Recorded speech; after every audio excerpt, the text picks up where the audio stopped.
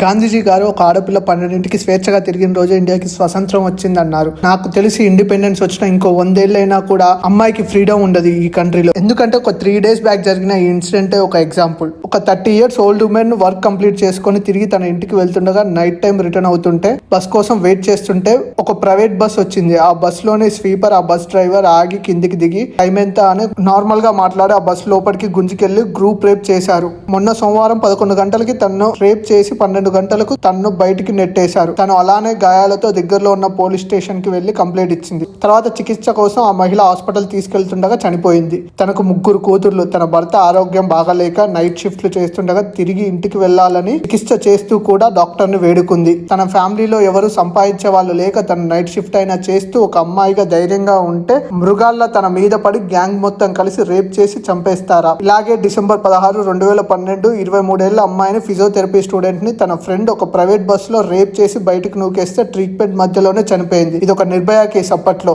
ఒకటే కానీ న్యాయం మాత్రం జరగదు ఇండియాలో. ఇది మాత్రం నిజం. రేప్ చేస్తే అక్కడికక్కడే ఉరి తీయాలని ఒక చట్టం తీసుకొస్తే కానీ వీళ్ళు మారరేమో. ఈ గ్యాంగ్ రేప్ చేసిన వాళ్ళని ఏం చేయాలి? మీరేమంటారు? కింద కామెంట్ చేయండి. ఈ వీడియో కనుక మీకు నచ్చినట్టయితే ప్లీజ్ లైక్, షేర్, సబ్స్క్రైబ్ చేయండి.